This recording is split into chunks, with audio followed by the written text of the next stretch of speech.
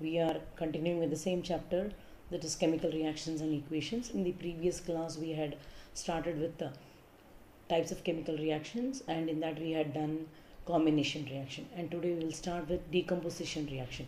What is a combination reaction? It's a reaction in which two or more reactants combine together to give you a single product. There is only one product formed.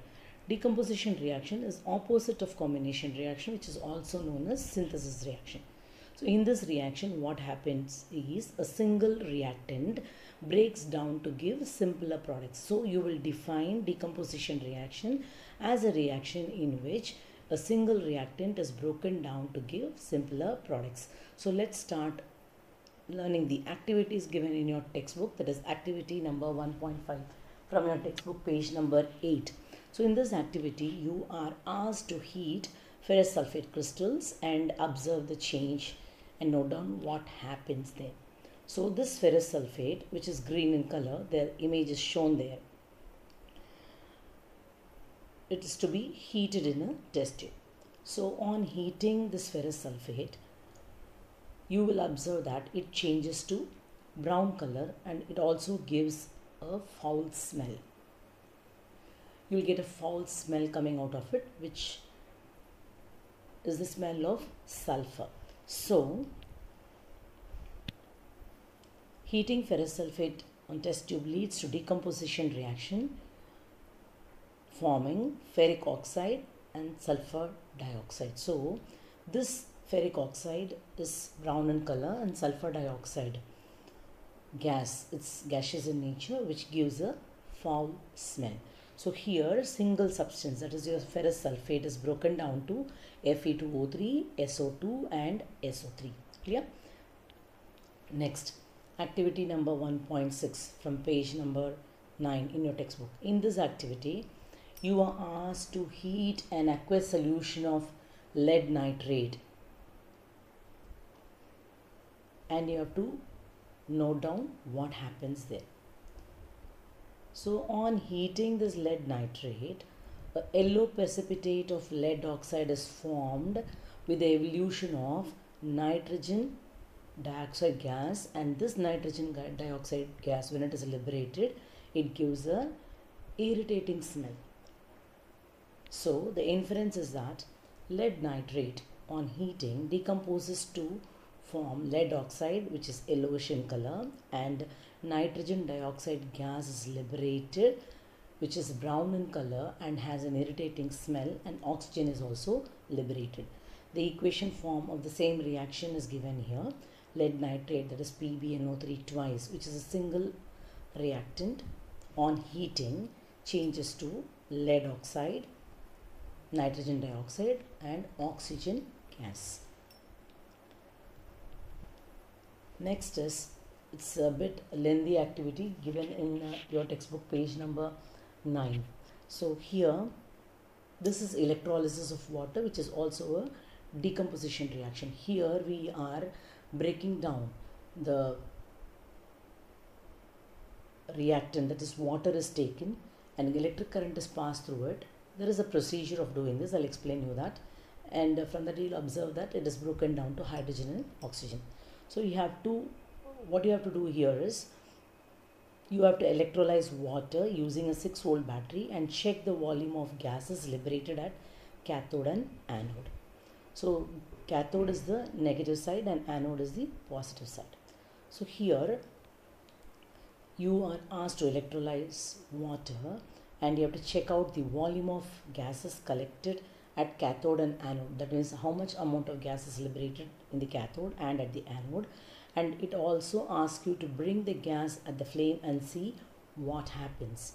So you will find that on electrolyzing water, hydrogen gas and oxygen gases are liberated, and you will find that the gas that is liberated at the cathode will be twice, 2 times more than that of gas collected at the anode, because in the activity they have told you to measure the volume of the gases liberated in the cathode and the anode. So when we bring this flame that is liberated at the cathode, you will find that it burns immediately, while the gas that is obtained at the anode does not burn at all. So you'll come to know that electricity decomposes water into its component. That is, hydrogen atoms in water receive an electron from cathode electrode and form hydrogen gas. Similarly, oxygen atoms in water lose electron at the anode and form oxygen gas. Once again, I'll tell you, on passing electricity through water, the water gets decomposed into its components. So you know water is a combination of hydrogen as well as oxygen. You'll find that hydrogen atoms in water will receive an electron from the cathode and it forms hydrogen gas. Similarly, oxygen atoms in the water lose electrons at the anode and form oxygen gas. So here water, that is H2O, is decomposed to form hydrogen and oxygen. Clear? So this is the activity that is given there in your textbook. You can refer your textbook to check out this. And then there is one more activity, that is activity number 1.8. We'll see that. Before that, let's see. In the same activity,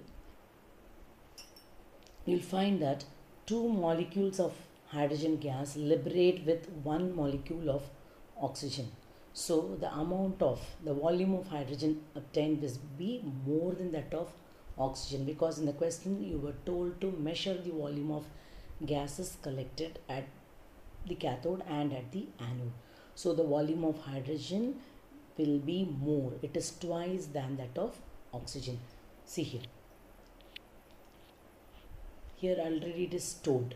The gas that is collected at the cathode is twice that of gas collected at anode. So from this you can easily make out which gas was liberated at the cathode. That is, hydrogen gas will be twice more than that of oxygen. Clear? See, now to enhance this reaction, you have to use few drops of sulfuric acid. It is done. Why do we add sulfuric acid to water for the process of electrolysis? It is done to increase the electrical conductivity of water, such that water conducts electricity. Water will allow electricity to easily flow through it. Instead of sulfuric acid, you can use hydrochloric acid or salt like sodium chloride even. So here you remember, sulfuric acid, few drops of sulfuric acid should be added to water to increase the electrical conductivity of water. Now this is your last activity given in your textbook for decomposition reaction, that is activity number 1.8. In this activity, you are asked to put silver chloride in sunlight for a few minutes and observe what happens.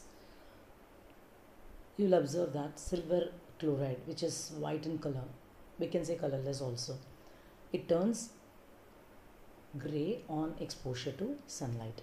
So it is said that silver chloride in the presence of light, that is sunlight here, decomposes to silver and chlorine gas. This elemental silver, that is elemental form of silver, is gray in color, so the color appears to be gray. So decomposing silver, you are taking silver chloride and you are exposing it to sunlight. On exposure to sunlight, you can observe that the white color of silver chloride vanishes and it turns out to be gray.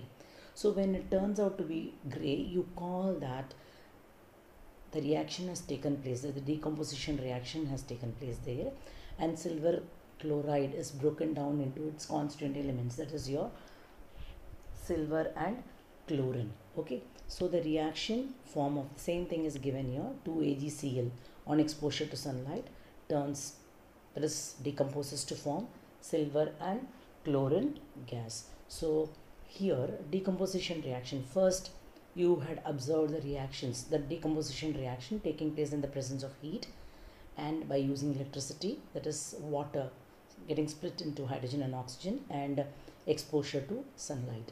So when you are heating to get the products of the reactant decomposition reaction, we call it as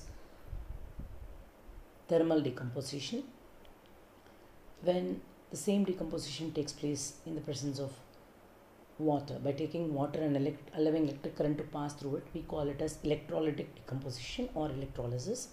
And when the decomposition reaction takes place in the presence of sunlight, you can call it as photovoltaic decomposition. So decomposition reaction can take place in the presence of heat, in the presence of light, and by passing electric current to pass through it. That means you have to provide energy in any form, either in the form of heat, light, or electricity for the reaction to take place. So decomposition reaction is a reaction in which a single reactant is broken down to its simpler products. We saw the examples of decomposition of sodium chloride, decomposition of water by the process of electrolysis, decomposition of ferrous sulfate to ferric oxide, sulfur dioxide, and NSO3 also, and then decomposition of lead nitrate to form your lead oxide, nitrogen dioxide, and oxygen gas. So with this we are coming to an end of today's session, and meet you soon in the next class with the remaining types of chemical reaction. Till then, keep revising. Bye.